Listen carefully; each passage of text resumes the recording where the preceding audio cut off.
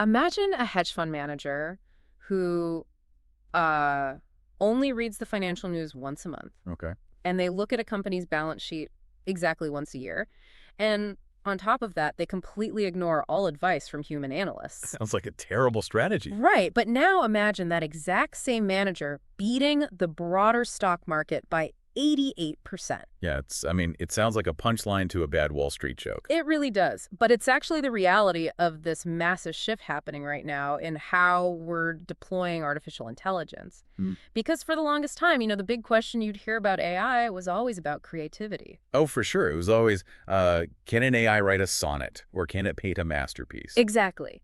But I want you to think about how drastically that conversation has shifted lately. We aren't really asking if AI can write a poem anymore. We are asking, and this is exactly how Jack Doherty, the CEO of Sandbox AQ, put it in his 2026 Wall Street Journal op-ed, we're asking, can AI do math? Yeah, and it's a fundamental pivot in our expectations, I think. We've moved from being captivated by, an algorithm's ability to just mimic human language. Right, the chatbots. Exactly, the chatbots we're all used to. We've moved from that to demanding that it navigates the really rigorous, unforgiving realities of the physical and financial worlds. I mean, the point he there makes in that piece is that large language models alone aren't enough to reach artificial general intelligence. No, they're not. We need AI that doesn't just talk, but actually calculates and optimizes and executes in high-stakes environments. Which is the perfect setup for our mission on today's deep dive. We are looking at this brilliantly dense, really cutting-edge 2026 academic paper. It's from researchers at Columbia University and North Carolina State University. A very heavy paper. Very heavy. It's titled Designing Agentic AI-Based Screening for Portfolio Investment. And our goal today is to figure out exactly how these researchers built a multi-agent AI system that essentially behaves like a hyper-intelligent, completely emotionless portfolio manager. And, maybe most importantly, we want to understand the underlying mechanics of why it just mathematically crushed both traditional baseline models and human stock pickers. Yes, spoiler alert, the humans don't look great in this one. So, okay, let's unpack this because traditionally, if you're looking at portfolio management, the industry has always fallen into two very distinct, almost warring camps. Yeah, broadly speaking, you've got the fundamental analysts on one side and the quantitative analysts, the quants, on the other. Right. And the fundamental human analysts are the ones visiting factories, listening to quarterly earnings calls. They're trying to pick winning stocks based on business intuition and experience. Like the classic Wall Street movie, guys. Exactly. But the quants take a totally different approach. They are mathematicians building these massive algorithms that look at the entire universe of stocks. So say all 500 companies in the S&P 500. Yeah. And they try to use historical data to mathematically optimize exactly how much money to put into each one to balance risk and reward. But this paper kindness shatters that binary, right? Because it combines the reasoning of the fundamental analyst with the math of the quant. And to understand why the researchers didn't just, unleash one massive math-heavy algorithm on the whole stock market, we really have to look at this fantastic analogy they use in the paper. The sports team one. Yes, picking a sports team. It's a great way to look at it because pure quantitative models have a massive vulnerability when they're deployed on their own. And it comes down to a concept called the curse of dimensionality. Which sounds like a sci-fi movie, but... It does, yeah. But basically, mathematical models are incredibly powerful at figuring out the proportions of an investment. They're great at the how much. Okay. But if you force an algorithm to analyze the thousands of interacting variables of every single stock in the S&P 500 simultaneously, it just gets overwhelmed by noise. Like it has too much data to look at. Exactly. It starts finding spurious correlations, meaning the computer might decide that stock A went up because stock B went down, simply because the lines on a graph happen to match up for a few months by total coincidence. Ah, I see. So to get the math to work optimally, you really need to hand the algorithm a curated starting lineup first. So basically, if you have a world-class head coach representing the quantitative math model here, it doesn't matter how genius their playbook is if you force them to play every single person who showed up to open tryouts. Exactly. The coach needs a scouting department to say, here are the 20 absolute best players in the country. Now, you figure out the strategy for how to use them. That captures the dynamic perfectly.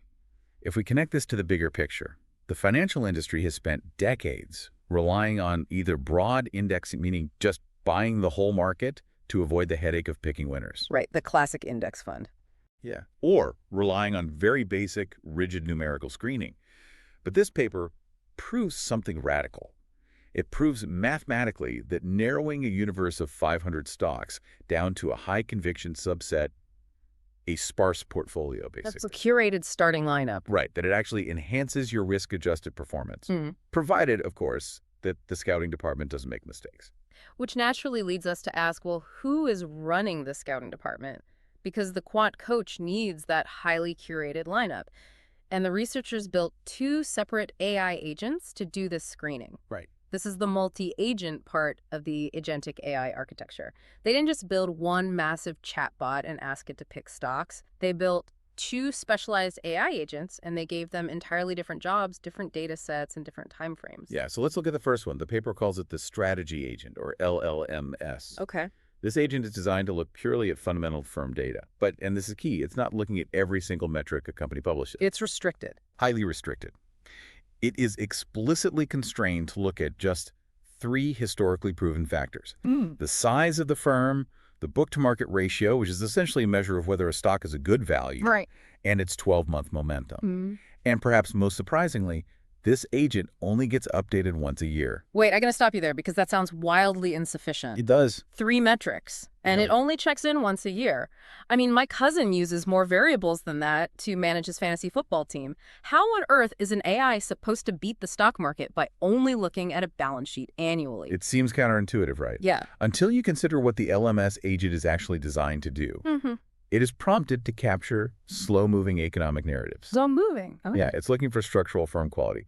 By forcing the AI to only update annually, the researchers are intentionally putting blinders on it so it doesn't get distracted by daily market panic or, hype. So it doesn't freak out if there's a bad tweet or something. Exactly. It's acting like a long-term quantitative strategist. Yeah. It's finding the deep underlying value in a company that doesn't change just because the market had a bad Tuesday. Okay, that makes sense. So that is our slow, methodical scout.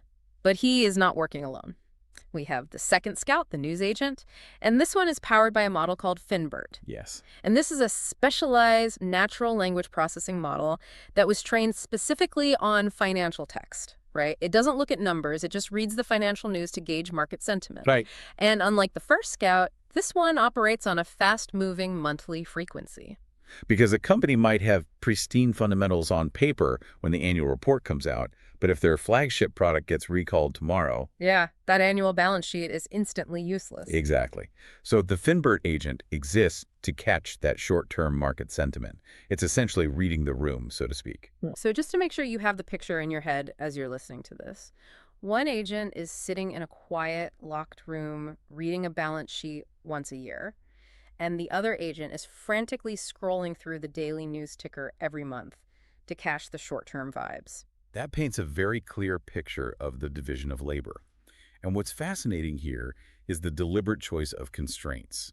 You might wonder why the researchers restricted the strategy agent to just those 3 fundamental factors. Right, because usually more data is better. Well, exactly. When they were testing the system, they actually tried giving the AI more variables. Specifically, this very famous set of financial metrics used on Wall Street that include profitability and investment patterns. Okay, so they fed it the good stuff. They did. But when they fed the AI this extra data, its performance didn't improve. It actually degraded. That feels completely backward to everything we are taught about machine learning. Usually, the entire point of AI is that feeding it more data makes it smarter. Why would giving it more established financial metrics suddenly make it worse at its job? Because it introduces a classic machine learning trap known as overfitting. Overfitting. Yeah. If you give an algorithm too much freedom and too many data points, it will act like a person staring at the clouds. It will start finding shapes that aren't actually there. Oh, wow. It will hallucinate a winning strategy based entirely on statistical noise, just assuming a pattern exists because a few numbers coincidentally lined up in the past. So it outsmarts itself. Basically. The brilliance of this multi-agent architecture is realizing that success comes from giving the AI the proper constraints, not limitless information. Okay, so we have our slow-moving fundamental agent and our fast-moving news agent. They are both generating lists of stocks they want to buy or sell. But what happens when they inevitably disagree? Because they're looking at totally different realities. Very different realities. Yeah, one sees a great balance sheet, the other sees a terrible news cycle. How the system handles that disagreement is really the secret sauce of the whole architecture. The researchers implemented this brutal consensus rule. Okay, how brutal. Well, for stock to make it on the final curated list, both agents must independently agree to buy it or sell it. Both of them. Both. If the strategy agent says buy because the balance sheet is rock solid, but the news agent says hold because there's a looming lawsuit in the headlines, the system takes no chances. That stock is entirely excluded. Wait, they just throw it in the trash? Completely discarded. Ow. The only exception is a fallback mechanism. Like if they agree on absolutely nothing, the system defaults to combining their picks, the union, just so the portfolio isn't empty. Right, you gotta buy something. Right. But under normal market conditions, this strict consensus screening takes the 500 stocks of the S&P 500 and ruthlessly narrows them down to an average of just 22 highly convicted stocks. See, I am going to challenge the wisdom of that because going from 500 stocks down to just 22 sounds incredibly reckless. Everything we are ever taught in personal finance is about diversification, right? Don't put all your eggs in one basket. Sure, absolutely. If you only hold 22 stocks, aren't you taking on massive risk if just one or two of those companies have a bad quarter? Doesn't holding 22 stocks destroy the safety net of diversification? Traditional fund managers would totally agree with you. In the industry, straying that far from the 500 stock index creates what's called tracking error. And massive tracking error is usually career suicide for a human manager. Because you look so different from the benchmark. Right. If you're wrong, you are fired. Eh.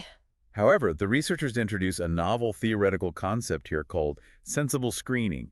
They prove mathematically that taking on that tracking error and sacrificing broad diversification is entirely worth the risk, provided the predictability of those remaining 22 stocks is astronomically high. And their argument is that forcing two distinct AI agents to agree is what guarantees that high predictability. Exactly. The consensus rule acts as a filter against AI hallucinations. It's akin to having two doctors with totally different medical specialties examine you. If only one doctor looks at you, they might misinterpret a symptom based on their specific bias. But if the cardiologist and the neurologist both independently look at your charts and arrive at the exact same diagnosis, then you can probably trust the diagnosis. the chances of a false positive drop dramatically. You are trading the safety of owning the whole market for the safety of hyper-accurate predictability. That makes total sense. So, okay, we have survived the scouting department. We've narrowed the universe from 500 stocks down to 22 elite consensus-approved companies. But having a list of good companies isn't a portfolio. No, it's just a list. Right. If I take my life savings and put 99% of it into one of those stocks and split the remaining 1% among the other 21, I am still taking a massive unbalanced risk. Right. How does the system actually divide the cash? So we've reached the third layer of the architecture, which is the quantitative estimation. This is the head coach we talked about earlier. Right. The scouts have delivered the 22 best players, and now the coach has to run the math. So what does this all mean? To bring our sports analogy across the finish line, it is like deciding not just who makes the team, but exactly what percentage of the $100 million salary cap to spend on each individual player, or how many minutes they should play to maximize your chances of winning the championship. That is the perfect way to look at it. The system takes those 22 consensus stocks and feeds them into state-of-the-art mathematical models. Things like node-wise regression and POIT, I think the paper mentioned. Yes, and deep learning models too. And without getting bogged down in the dense calculus of it all, what these models are doing is analyzing the covariance of those 22 stocks. Covariance, meaning how they move together. Exactly. They are looking at how these specific companies move in relation to each other. If stock A tends to zig when the market drops, the algorithm needs to know if stock B zags. Okay, so it can balance it. Right, so it can calculate the exact percentage of your money to put in each to smooth out the bumps. And the system can even be tweaked for different goals, like telling the math to make the portfolio as safe as physically possible, the global minimum variance, or telling it to take on more risk for maximum aggressive growth, like the maximum Sharpe ratio. Okay, here's where it gets really interesting, though. A major critique of AI in finance, and really AI in any predictive field, is that models often cheat when they're being tested in the lab. Oh, constantly. It is a phenomenon called look-ahead bias. Look-ahead bias is the absolute bane of financial research. It happens when an AI accidentally peeks at future data during its training phase. Right. It's like taking a history test when you already have the answer key hidden in your sleeve. Which obviously makes you look like a genius. Right. The model looks like a genius in the laboratory, but the moment you deploy it in the real unpredictable world, it completely falls apart. But the paper explicitly mentions that they solved this by using something called causal masking. And I've got to ask, wait, how does that actually work mechanically? I hear a phrase like causal masking and my eyes just glaze over. Are they just like putting a piece of digital tape over the right side of the monitor so the AI can't see tomorrow's prices? I mean, in a structural sense, yes, it's a digital blindfold. Okay. When the researchers are testing how the AI would have performed in, say, the year 2021, they write the code so that any data time-stamped from 2022 onward is mathematically inaccessible to the model. It just doesn't exist to the AI. Exactly. The AI is forced to make its prediction for the next month using only the out-of-sample data it would have realistically had on that specific day in history. Wow. And by rigorously enforcing this blindfold, and by separating the language models from the math models, the researchers proved this isn't just a parlor trick. The AI is actually predicting the future, not just memorizing the past. Which leads us to the ultimate question, right? We have this incredibly complex, slow and fast, multi-agent AI acting as the scout. It's handing its picks to a mathematically rigorous head coach. Did this entire setup actually make money? The performance metrics are frankly staggering, especially considering the time frame they tested. Yeah, let me lay the numbers out for you, because seeing the contrast is wild. The researchers evaluated the system over a really turbulent historical period, from January 2020 to April 2024. A very bumpy ride. Very bumpy. That window includes the massive COVID market crash, the brutal 2022 economic drawdown, and the totally unpredictable 2023 recovery. And over that time, the broader S&P 500 had a Sharpe ratio of 0.6324. And for those unfamiliar, the Sharpe ratio is simply a measure of risk-adjusted return. It tells you how much reward you're getting for every unit of stress you have to endure. Higher is always better. Right. And the baseline mathematical model, meaning the quantitative coach operating on its own without the AI scouts, just crunching the data for all 500 stocks, it did moderately well. Yeah. It achieved a Sharpe ratio of 0.8968, which yielded about a 19.99% annualized return. Which is good. It's solid. It beat the market, but it didn't fundamentally break it. Right. But then we look at the full Agentic AI framework. The team of AI scouts seamlessly feeding into the quantitative coach. That system hit a Sharpe ratio of 1.1867. Unbelievable. That is an 88% improvement over the market benchmark. And it delivered a massive 36.34% annualized return over that 5-year window. 36%. 36%. That doesn't just beat the market, that obliterates it. Yeah, it really does. But the researchers didn't stop there. They decided to run one final fascinating test. They asked, what if we add a third agent to the consensus team? What if we inject traditional recommendations from Wall Street's top human analysts? Using the IBES database, right? Yeah, and logically you would assume that adding human expertise would give the system an ultimate edge. Right. The best of both worlds. Exactly. Yeah, because these are human analysts who sit down for coffee with the CEOs, who understand the unquantifiable nuances of business, and who have spent decades developing industry intuition. But, and here's where it gets really interesting. When human recommendations were added to the mix, the performance completely tanked. The maximum Sharpe ratio dropped from 1.18 all the way down to 0.59. Some of the models that included human input even dropped to a negative Sharpe ratio, meaning they were actually losing money relative to the risk. Yeah. Adding human judgment actually poisoned the AI. Why on earth did human expertise hurt the system so badly? This raises an important question, right? And the answer really lies in the field of behavioral economics. Okay. Human analysts, no matter how highly trained they are, carry immense behavioral and emotional baggage. We suffer deeply from narrative bias. Narrative bias, like we love a good story. Exactly. We fall in love with a company's story. We meet a charismatic founder with a great pitch, and we believe in their vision, even when the underlying math is screaming that the company is failing. Right. Or we suffer from the sunk cost fallacy. We hold on to losing stocks for way too long because selling them means admitting to our bosses and to ourselves that we made a mistake. It is basically an ego defense mechanism. It absolutely is. Yeah. We also tend to dramatically overreact to a single piece of bad news because fear is a powerful human emotion, right? Even if the structural fundamentals of the company are totally fine, We panic. we panic. The profound strength of the AI system in this architecture isn't just found in what it knows or the data it can process. Its power relies heavily on what it lacks. What it lacks. It lacks human emotion. It doesn't care about a comeback story. It doesn't have a professional ego to defend. If the math and the news sentiment do not perfectly align, it simply drops the stock and moves on without a second thought. It's ruthless. It's completely ruthless. Forcing the AI to compromise with human analysts basically forced it to adopt our emotional baggage. That is both incredible and, honestly, slightly terrifying for anyone who manages money for a living. Let's summarize what we have unpacked here for you today, because we really are looking at a true paradigm shift. By combining a slow-moving AI that patiently reads fundamentals, a fast-moving AI that scans daily news sentiment, and forcing them to perfectly agree before handing their picks over to a purely mathematical weighting system, Yeah. these researchers have created a historically unprecedented portfolio manager. And while we are focusing heavily on finance today, Yeah. the underlying architecture is what truly matters for the broader world here. Right, this goes way beyond stocks. Oh, absolutely. Yeah. This paper serves as a blueprint for how agentic AI is going to be deployed across all our major industries. Yeah. We are moving rapidly past the era of relying on a single omniscient chatbot that, might hallucinate a dangerous answer. Thank goodness. Right.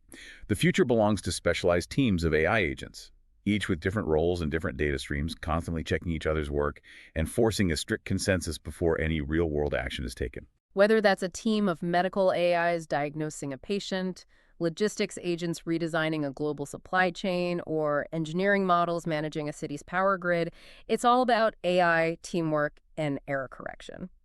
But I want to leave you with one final thought to mull over, specifically regarding the stock market itself. Yeah, because if this architecture is as remarkably successful as the historical math suggests, and it will not stay confined to an academic paper for long. No, Wall Street moves fast. Large financial institutions are always hunting for an edge, and they will absolutely adopt this exact type of sensible screening.